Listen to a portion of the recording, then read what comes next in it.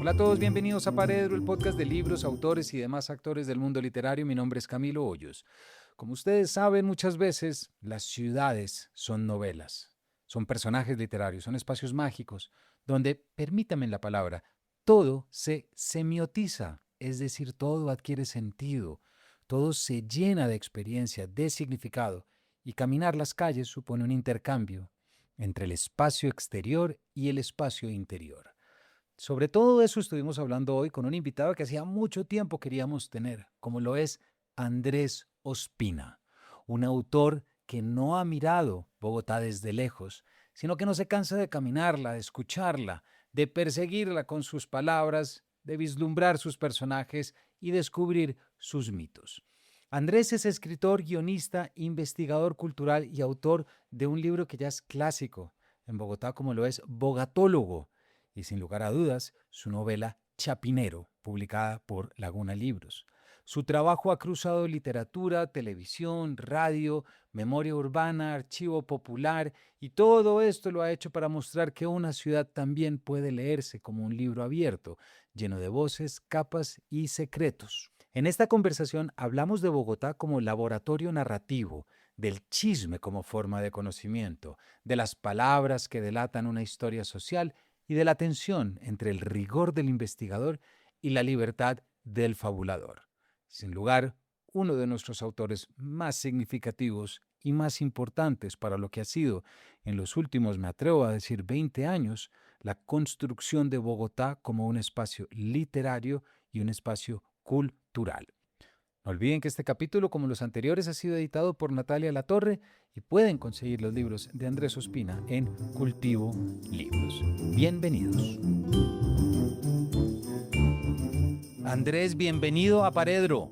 Camilo, muchísimas gracias por esta invitación. Creo que hace muchísimo tiempo nos debíamos una charla como estas, entonces me siento muy honrado y dispuesto a todo.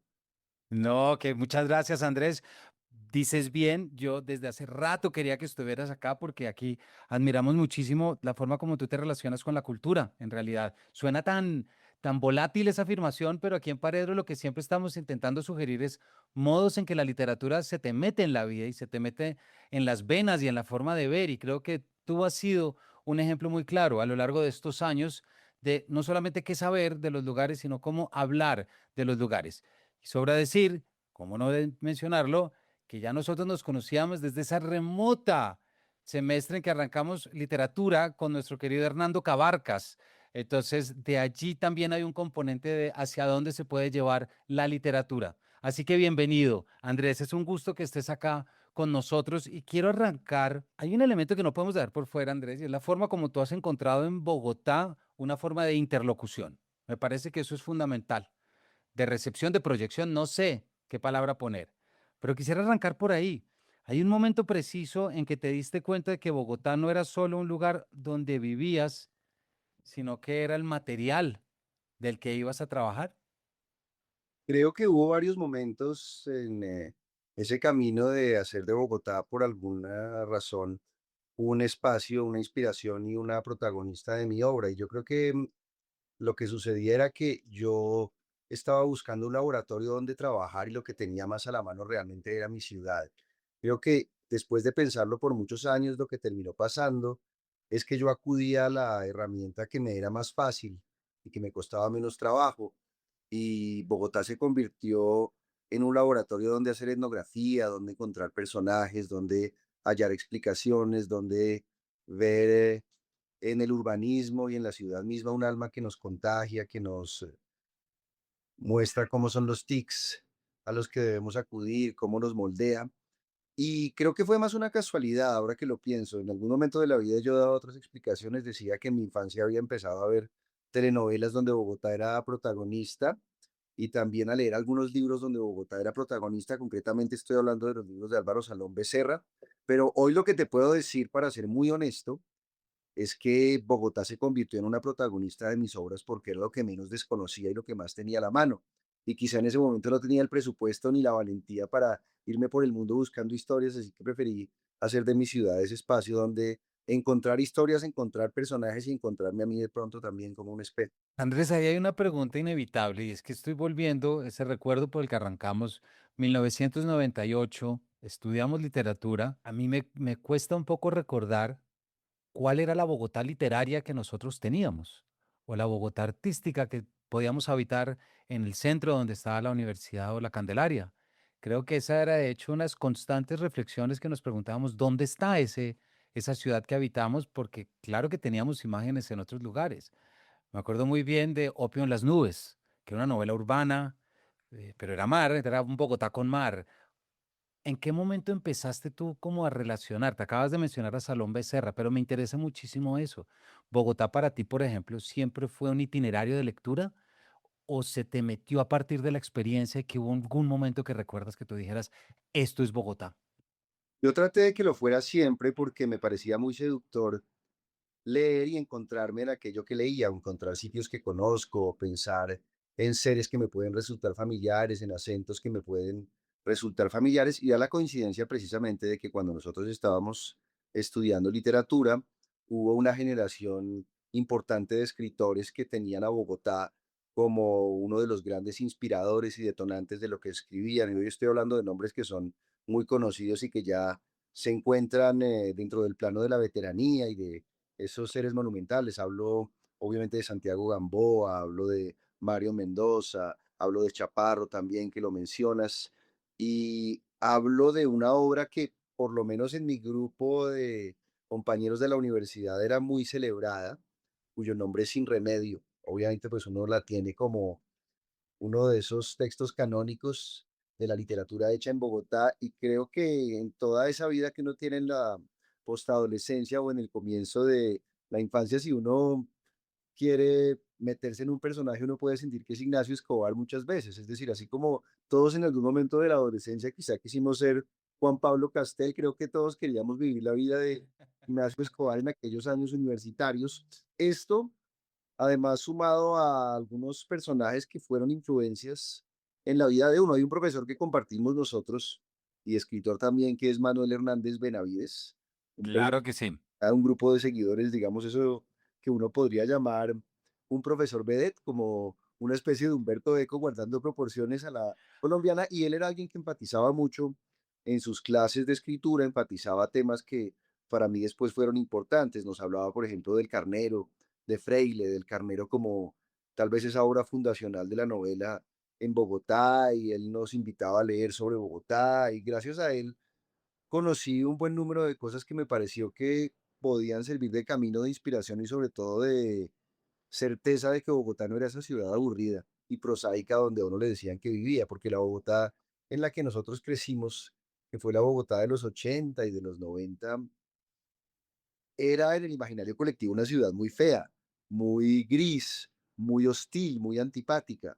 Entonces creo que fue una mezcla de hechos, de una búsqueda personal, de sentir dónde me podía haber reflejado, y también de la fortuna que tuve de tener cerca tanto a profesores como a condiscípulos, aunque debo decir, yo no me hice como escritor en la universidad, ni creo que sea necesario contar con una formación académica o con un título que lo certifique a uno como autor para decir que uno es un escritor.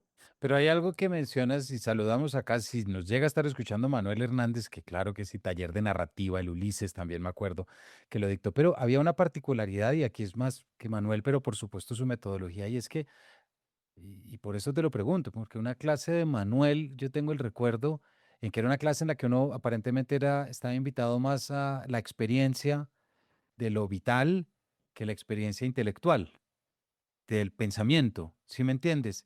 Yo recuerdo mucho que Manuel era un profesor que nos hacía pensar fuera de la hoja. Creo que eso pudo haber sido, aunque no te formaste desde ahí como nos lo dices, pero sí un activador desde un aula universitaria para salir a caminar un espacio y reconocerlo desde tu propia mirada. Sí, es verdad, y celebro mucho que estemos hablando de esto tú y yo, porque es un tema que nunca he tocado. Nunca en mi vida había hablado de mis profesores, ni suelo hablar mucho de la universidad. No estudié porque es un episodio de mi vida que miro sobre todo por lo divertido, por las jornadas de conversación mojadas de mucha cerveza, pero justo es decir que tanto tú como yo tuvimos la fortuna de acercarnos a personajes que nos hicieron ver la literatura sobre todo como una vivencia y como algo que se experimentaba desde lo emocional. Yo aprendí de Hernando Cabarcas, a quien tú mencionas y a quien aprecio muchísimo, aprendí que la imaginación, que la ficción, que la literatura, que las palabras pueden convertirse en una religión y en un sistema de creencias. Hernando era y sigue siendo un personaje muy fetichista. Yo recuerdo que llegaba por allá con incunables a mostrarnos, a hablarnos de emblemática, a hablarnos de Cunqueiro y en esas búsquedas en las que él nos fue sumiendo, creo que encontramos un espacio también para entender que uno debe vivir muy a fondo lo que lee y lo que escribe. Yo recuerdo que alguna vez con motivo de la Celestina le hizo una fiesta de carácter medieval ahí en una parte del campus de la universidad que estaba cerca del departamento de literatura e hicimos algunos platos de esa época basados en recetarios y a mí se me quedó eso. Tal vez como estar inmerso siempre en lo que uno imagina y pensar que la imaginación lo salva a uno muchas veces, lo redime de la soledad, lo redime de este mundo que tiende a ser tan tosco. Fíjate que de pronto esta pregunta por estos profesores me parece que entra muy a tiempo con caer en cuenta, Andrés, que en el trabajo que tú desarrollas hay como hay un doble perfil que nosotros nos damos cuenta. Por un lado está el rigor del investigador, ¿cierto? El que hace una etnografía, el que sabe que la información está ahí, que hay que organizar y que hay que tener, pero al mismo tiempo la intuición del cuentero, si se quiere llamar, es decir, el percatarse de dónde está lo que inspira, dónde está. Esa es una combinación fundamental, porque si uno de los dos lados se te llega a pesar más que el otro, me imagino que se te cambia, por supuesto, la narrativa y pierdes algo. ¿Estás de acuerdo con esto? Es decir, ¿cómo conviven estas dos figuras y cómo lo llevas ya al desarrollo propio de la obra? Creo que fue algo que apareció de manera natural en mí porque no sé si esta sea una confesión vergonzante que me cueste lectores, pero debo decir, me gusta el rigor, pero no soy lo suficientemente riguroso como para situarme del lado de la historia. Y muchas veces me cuelgan muy equivocadamente porque nunca lo he reclamado el título de historiador, cosa que no soy. No me considero un fabulador necesariamente en el sentido estricto de la palabra. Creo que vivo en ese camino un tanto gaseoso, un tanto intangible de contar una suerte de verdades y también contar una suerte de mentiras. Yo no había entendido qué pasó, pero en un momento de mi vida tuve una experiencia mística muy importante, que fue el hallazgo de un personaje que me había venido persiguiendo. Mira cómo se conecta todo de curioso, en todo hay códigos.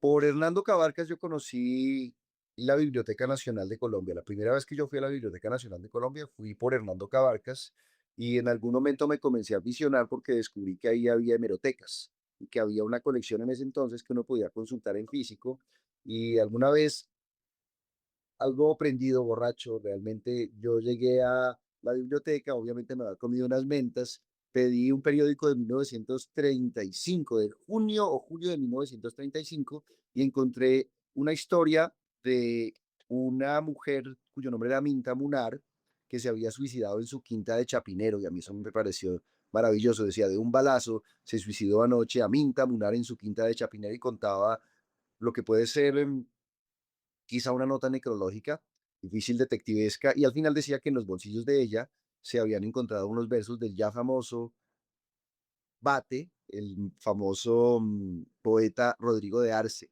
Y yo comencé a investigar y llegué, en ese momento llegué a la verdad y era que Rodrigo de Arce era un seudónimo que se había inventado un personaje llamado José Joaquín Jiménez, que era un periodista que en algún momento cubría sobre todo las fuentes judiciales y los casos de la gente que se suicidaba por ese espacio tan importante de nuestra geografía que es el Salto de Tequendama, que se lanzaban por ese accidente. Y al encontrarlo a él, descubrí que ese personaje, cuyo alias era Jiménez con X, se movía también en ese terreno quizá límbico entre la verdad y entre la ficción, y que mucho de lo que contaba en sus crónicas periodísticas era eso. Yo creo que finalmente me terminé encontrando con que podía haber mucho que contar de Bogotá, pero yo lo quería contar en mi clave, tal como todos lo hacemos de manera consciente o inconsciente. Creo que todos al final cuando estamos haciendo una operación de historiografía, estamos fabulando. Y yo quise ser un Jiménez, tal vez. Ahí traté de volverme como un personaje que se movía entre ambos terrenos, tanto que uno a veces realmente siente, por un lado, que lo que uno puede llamar rigor histórico o interés histórico invisibiliza la obra propia, pero también uno siente que los historiadores dicen, aquí no hay verdad, aquí hay alguien que está mintiendo. Y siempre vivo como en ese limbo y en esa situación en la que no sé qué camino tomar, pero bueno, aquí estoy vivo de todas formas. Pero aquí hay un elemento que tú has mencionado en otras partes y de pronto nos echa luces sobre esto que estás diciendo, y es la relación que tú tienes con el chisme. ¿No has dicho en alguna parte que el chisme es la esencia de tu literatura y de tu creación? Yo estoy completamente de acuerdo porque no me puedo explicar cómo puede haber un lector literario que no sea chismoso. Sí, yo estoy seguro, yo creo que, es más, yo lo voy a llevar más lejos que tú, Camilo, yo creo que el chisme es la esencia de la vida, o por lo menos uno de los caminos para encontrar Genial. de la vida. Y la razón es simple. Yo no puedo reclamar esta posición personal como algo que la especie humana debe compartir, pero en mi caso a mí me mantiene vivo la curiosidad. Y no hay nada que me mantenga más vivo a mí que el deseo de saber cosas. Y ojalá aquellas cosas que están prohibidas, que están escondidas bajo el manto del secretismo, bajo claves, bajo bases de datos que no existen y los que queremos estar en ese terreno de investigar vidas, de conocer aquello que no se cuenta, de develar esas capas de esa alcachofa que somos todos los humanos, encontramos en ciertas profesiones terrenos muy, muy fértiles para eso. Entonces a mí me quedaba, yo podía ser detective privado, que me hubiera gustado muchísimo, todavía tengo aspiración y a veces viviendo en circunstancias de sazón profesional, digo, yo quiero ser detective privado, quiero que me contraten para resolver casos de infidelidad, de deslealtad comercial, de ese tipo de cosas, pero bueno, de pronto no soy tan valiente y tengo los contactos para ser detective. Me gustaría ser psicoanalista también o psicoterapeuta y poderle preguntar a la gente cosas. Me gustaría ser confesor, pero una especie de confesor laico. Me gustaría ser como un sacerdote que tenga la oportunidad de oír a la gente hablar con absoluta confianza por esto que llamamos el secreto de confesión, pero como no ocurre nada de eso, médicos también pueden llegar a saber cosas. Como yo no estoy en ninguno de esos lugares, me inventé ese personaje que también puede ser un poco ficticio de alguien que va por el mundo buscando historias. Y me interesa mucho, y me interesa mucho hablar particularmente con gente que tenga vidas muy distintas a las mías o con gente que sea mucho mayor que yo, por ejemplo. Porque siento que hablar con los viejos es, y los llamo viejos, no los llamo abuelitos ni adultos mayores, que me parece insultante, denigrante. Hablar con los viejos es lo más inspirador que hay, es un atajo a muchas cosas, tú aprendes mucho de los viejos. Entonces el chisme sí es la manera de dopamínicamente mantenerse uno curioso, investigando todo Buenísimo. de tejer una lógica del mundo, una dialéctica del mundo. Y ahí entra, Andrés, una cosa que me parece fascinante y es que la relación que tú tienes con lo viejo, me refiero también porque hay alguna fijación con el paso del tiempo y me refiero específicamente a tu importante investigación en las formas del habla de Bogotá, además en el formato en el que tú has decidido meterlas.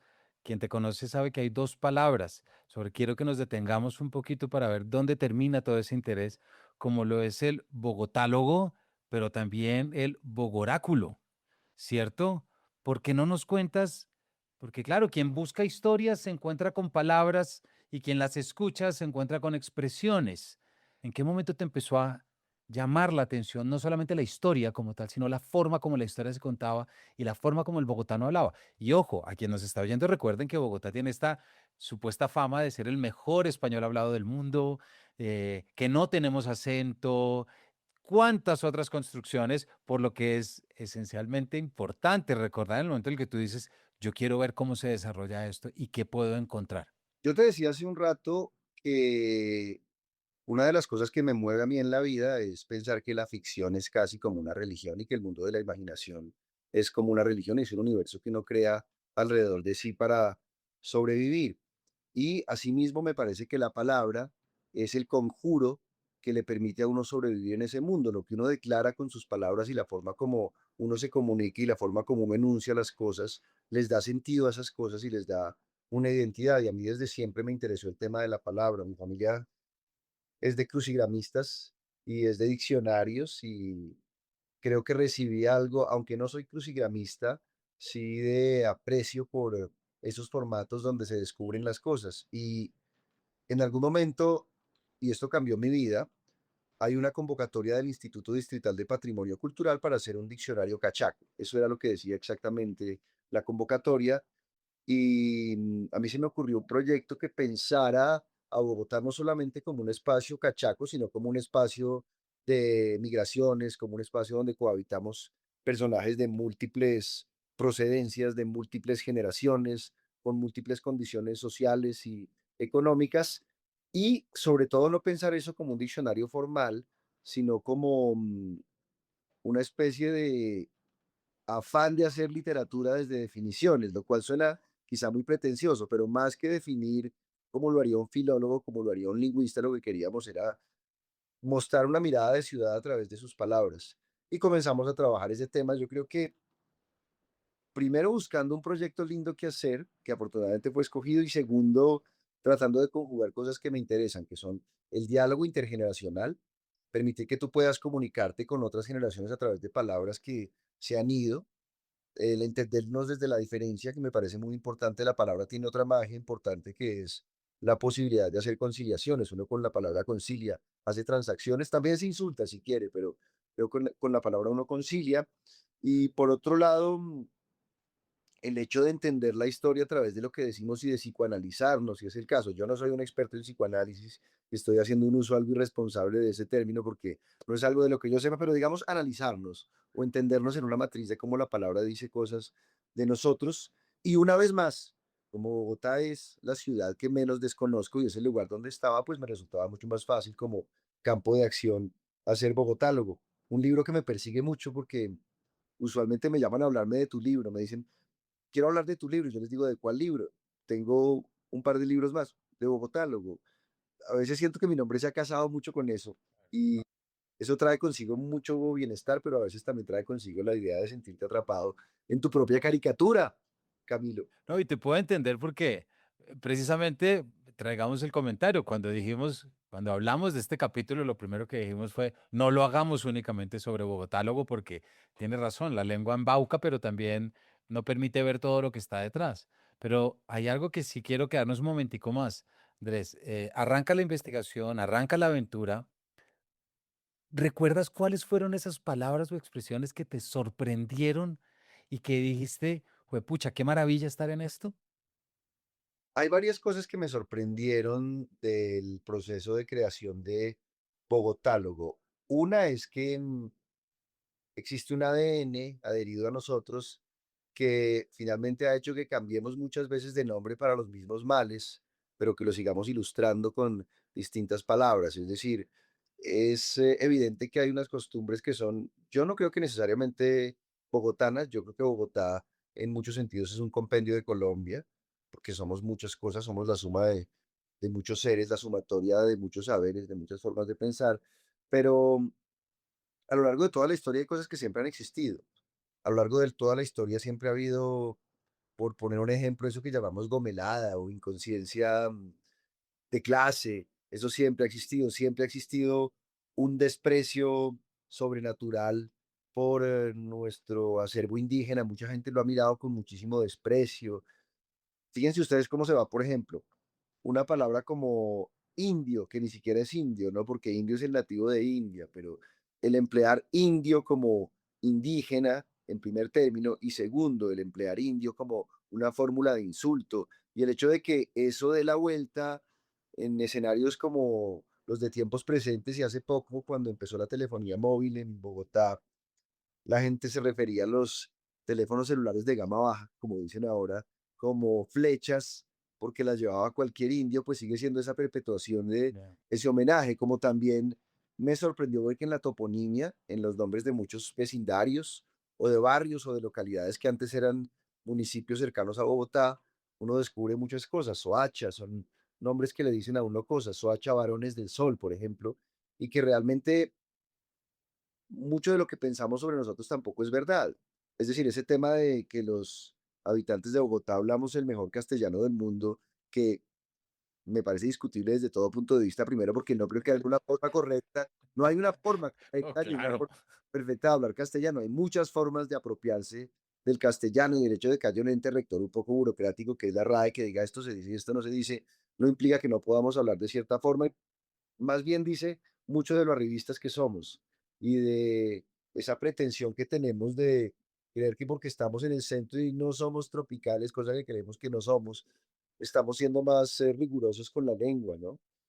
Eso es bien lindo. Y esos mitos, ese mito del mejor castellano del mundo, que creo que solo lo he oído en Bogotá, es análogo al del segundo mejor himno de Colombia, ostenta eso después de la Marsellesa, eso dicen, ¿no?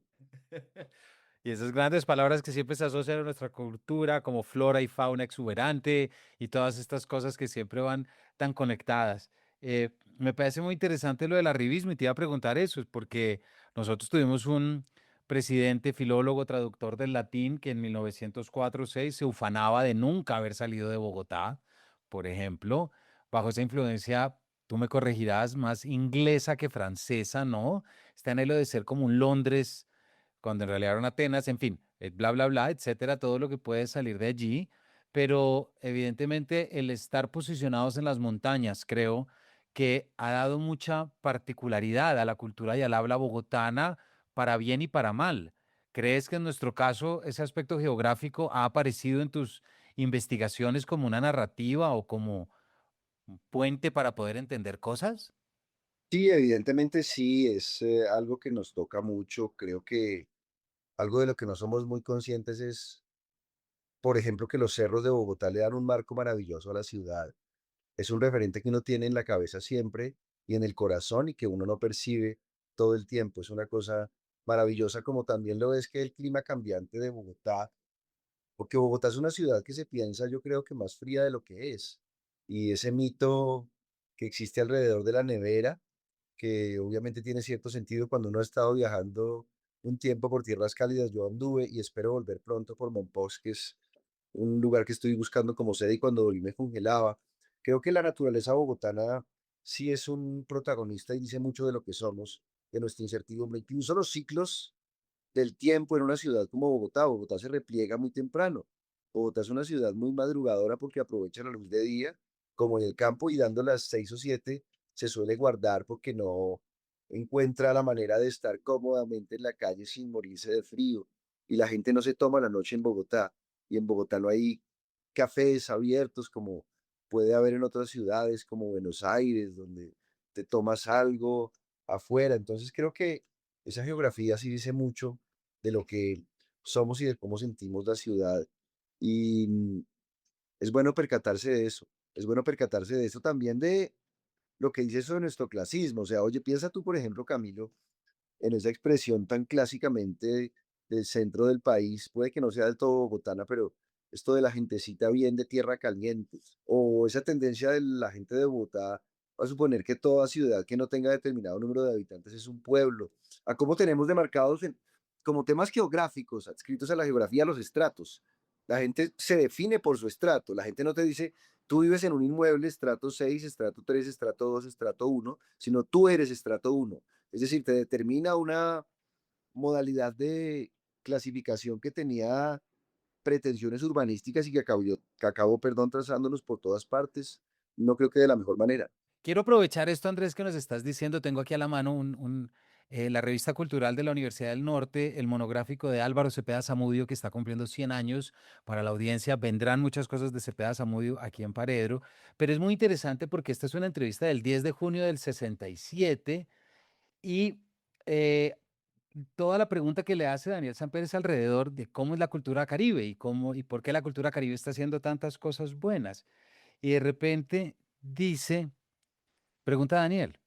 ¿A qué se debe el auge cultural de la costa Caribe? ¿A qué se debe que ustedes estén produciendo las novelas más importantes, los pintores más destacados? Y contesta Cepeda Zamudio, es que nosotros formamos una raza aparte.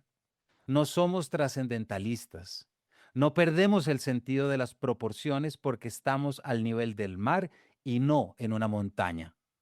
No nos contaminamos del pseudointelectualismo que impera en Bogotá. Y esto es 67 con críticas fehacientes que él ya desarrollaba hasta el 47-48. Cuando Bogotá entra a dialogar precisamente desde su centralismo, muchas de las cosas que tú nos estás trayendo nos muestra que induce y también influye perfectamente en otras nociones en cómo se está entendiendo. Pero sigamos con una cosa, eh, Andrés, y es lo siguiente.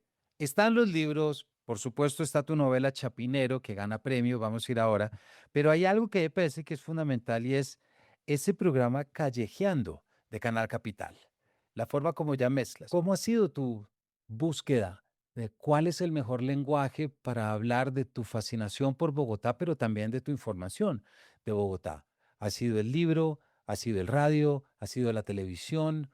¿O cómo crees que la gente mejor ha recibido y ha entendido lo que nos quieres tú constantemente decir? Yo creo que el instrumento principal es la palabra y me pienso más como alguien que escribe que como cualquier otra cosa, pero también pienso que subyacentemente a eso he buscado otros lenguajes que han sido, por un lado, el guión, por un lado, la producción de contenidos, por un lado, el pseudoperiodismo, porque otro rótulo que me cuelgan de pronto inmerecido es el de periodista, cosa que tampoco soy, pero la gente dice que soy periodista. Y en esa búsqueda que, para decirlo muy colombianamente, es en el fondo rebusque. Ha habido muchos proyectos en los que he tratado. Es un rebusque, por un lado, explicar cosas, pero también es un recurso, lo digo sin ningún pudor, de carácter laboral y financiero. Y en eso ha habido matrimonios que han sido muy productivos. Son un matrimonio que lleva bastantes años, es el matrimonio con el Instituto Distrital de Patrimonio Cultural, que son los editores de Bogotá, y concretamente con Jimena Bernal Castillo, que es la editora de ese libro a quien le debo muchísimo. En cuanto a la concepción del libro, bueno, yo no, Bogotá le debe mucho a Jimena Bernal, porque ella en gran parte, junto con Jessica Costa, fue la responsable de que ese libro tuviera el espíritu que tengo. En ese camino, en algún momento surge la posibilidad con el Instituto Distrital de Patrimonio Cultural de hacer una serie documental que hable, en principio, la idea que había era hacer una serie documental que durante la administración de Gustavo Petro, esto ya fue hace algunos años, mostrara qué planes había con respecto a la ciudad, planes urbanísticos, qué se iba a construir en determinado parque, cómo iban a remodelar determinada plaza, qué obras de infraestructura estaban saliendo.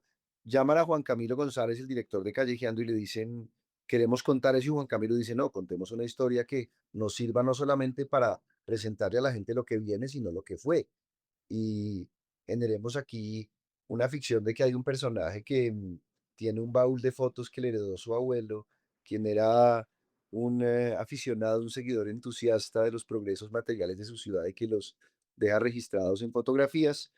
Y veo esa invitación para hacer un casting y dije, no, eso es para mí, yo lo quiero hacer, yo quiero hablar de eso. Y afortunadamente fui seleccionado. Entonces ahí entré a callejeando, que es otra cosa que me persigue porque mucha gente, esto es casi un psicoanálisis también, hablar contigo, Camilo. Estupendo.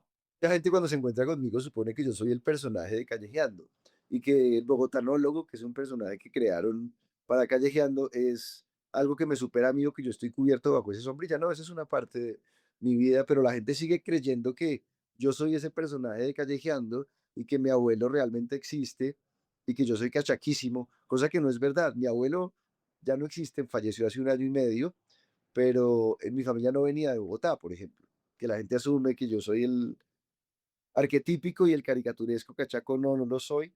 Y Callejando me persigo, pero sigue siendo algo lindo porque mucha gente me conoce por eso. Ahora, con respecto al impacto de las cosas, si hay algo que uno puede decir es que muchísima gente te conoce por ser el que habla en redes de algo. La gente puede decir, esto es el que habla en redes de Bogotá, y nunca se plantean que, aparte de eso, yo pueda tener un par de libros o algo parecido. La gente, dependiendo de cómo está atomizado el conocimiento y el acceso a ciertas cosas, te identifica, lo cual no tiene nada de malo porque finalmente te permite ser muchos. Y eso es lindo. En este proceso mimético de no mostrarle a la gente quién es uno, tener varios caracteres es una cosa positiva. Pues también esa es una de las grandes características del urbano, ¿no? Que permite la suplantación, el esconderse, el poder estar dentro de todo lo que sería esa semiótica de las calles y del movimiento.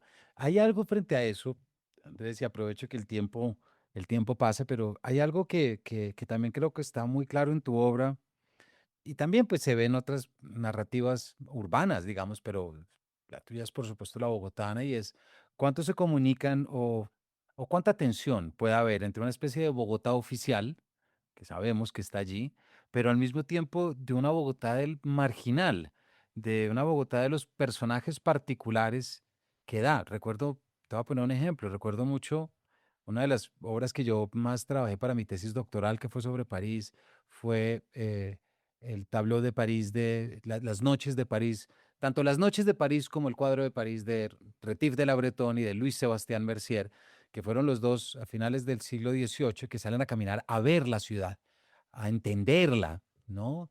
Mercier decía que él caminaba, que él escribía con las piernas. Y es de repente el darse cuenta, y aquí la gran importancia, y te agradezco que lo pongas desde ahí, de la palabra que nombra y que ilumina, y que de repente te das cuenta que existen estos personajes urbanos que son fundamentales. ¿Cuáles son esos personajes favoritos tuyos de Bogotá, Andrés, que te hayan llamado la atención, que te parezca que son sintomáticos de algo más o que sencillamente te gustan para no meterle tampoco una teoría detrás? ¿Cuáles han sido esos que te acompañan?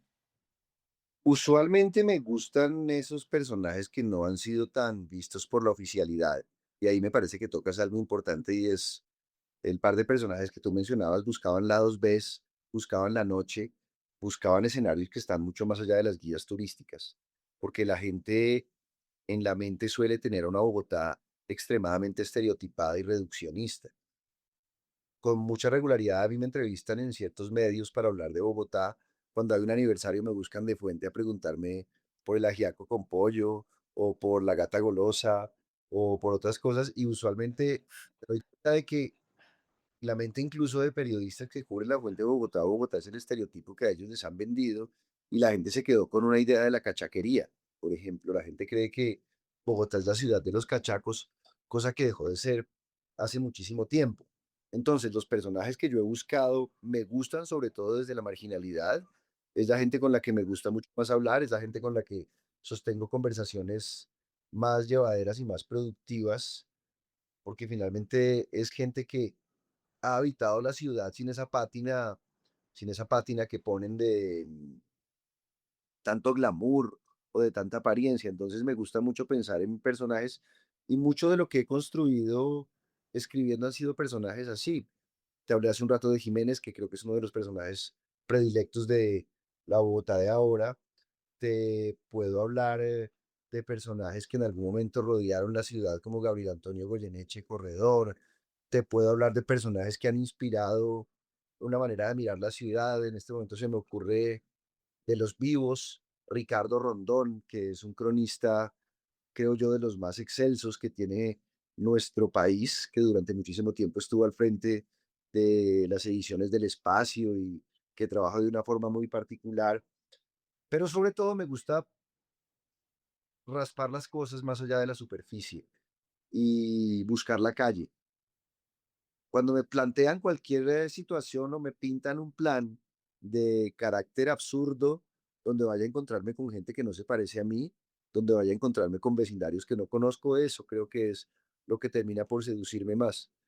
Más allá de la oficialidad, es la única manera de comprender una ciudad en todo su esplendor, con todas sus magnificencias, con todas sus cosas horribles, de manera que esos personajes marginales me gustan mucho. Había una poeta en los 90 cuyo nombre era Alma de la Calle, que era como una especie de protegida por la Casa de Poesía Silva María Mercedes Carranza, acogió a mucha gente en Bogotá y fue mecenas y fue sponsor de mucha gente en Bogotá, incluido yo, ella siempre con los finales.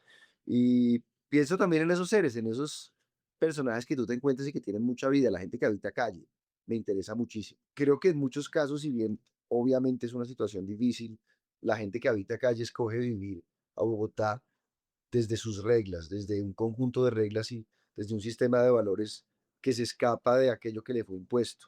Y creo que esa es la gente que más vale para el mundo, o por lo menos la que más me atrae a mí como persona, como amigos. Sí. Ahí hay una extraña noción de libertad. Digo extraña para uno, pero sí creo que está la idea de vivir de manera distinta y sin documentación. Andrés, se nos acaba el tiempo, pero estaba ahorita mientras te escuchaba, recordé y saqué este libro que pues quien nos esté viendo en YouTube puede ver la portada, que es Bogotá Bizarra, de Andrés Sanín, Juan David Sánchez, Sebastián Chalela, fotografías de Camilo Rosso. Este libro yo lo compré en el 2006, Editorial Aguilar, y lo tengo, y mi referencia es que ya en este momento fue cuando uno empezó a pensar que Bogotá siempre lo ha sido, por supuesto, y esto es lo que tú nos traes y nos estás contando, pero siempre hay un momento en el que uno en cierta edad reconoce que hay un producto construido en el sentido de que hay una imagen, hay algo de lo que podemos ver. Y aquí, Andrés, hicimos un programa hace unos meses, por ejemplo, el homenaje a los 30 años de Rock al Parque, que más bogotano para dónde. Em, que pronto la pregunta que te quiero hacer para cerrar es, dentro de tu conocimiento etnográfico de Bogotá, ¿tú qué sientes que ha sido en este país que tanto ha vivido, Bogotá que tanto ha recibido?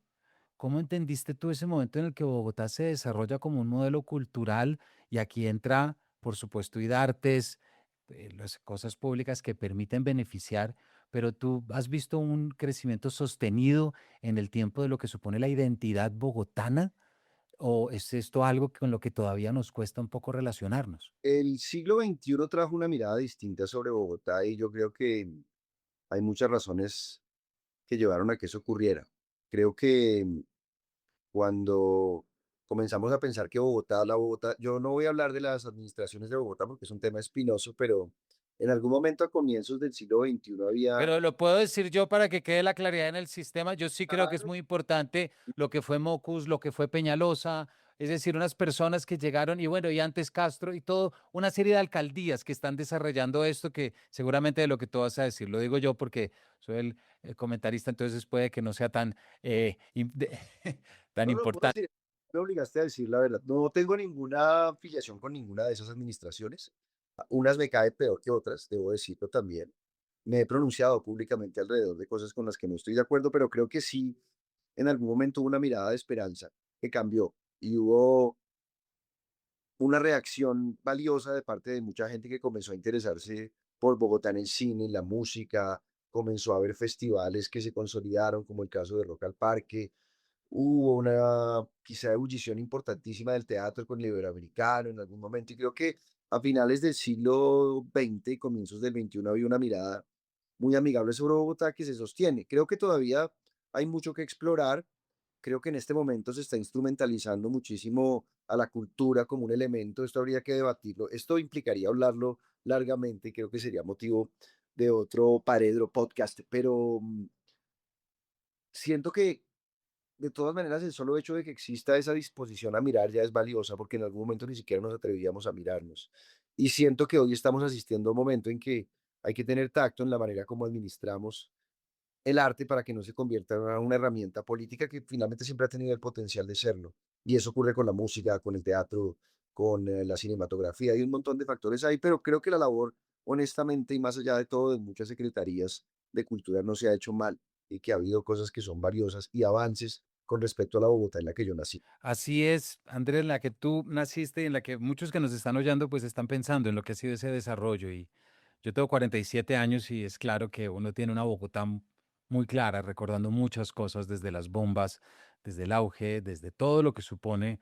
Y creo que pues para quien le interese esto más, pues ya saben, Andrés, desde múltiples canales y desde múltiples lenguajes nos ha mostrado esto y me quedo con eso que dijiste, que quede la palabra como ese gran canal que lo lleva. Andrés, muchísimas gracias por habernos acompañado. Gracias a ti, un gusto esta conversación. Nos la debíamos, la logramos. Espero que no sea la última, que sigamos vivos y Claro que no. conversando. Seguiremos hablando sobre Bogotá, sobre tu obra, sobre todo lo demás, porque pues aquí este es un lugar en que reconocemos como las ciudades son esas, digamos, como esas materializaciones de la palabra, del lenguaje y cómo no tenerlas acá. Gracias, Andrés, por tu compañía y a todos ustedes, pues busquen a Andrés por todas partes, no se queden con un solo lenguaje, porque ya van a ver que todo se complementa. Gracias por habernos acompañado y nos vemos en una próxima edición de este Paredro.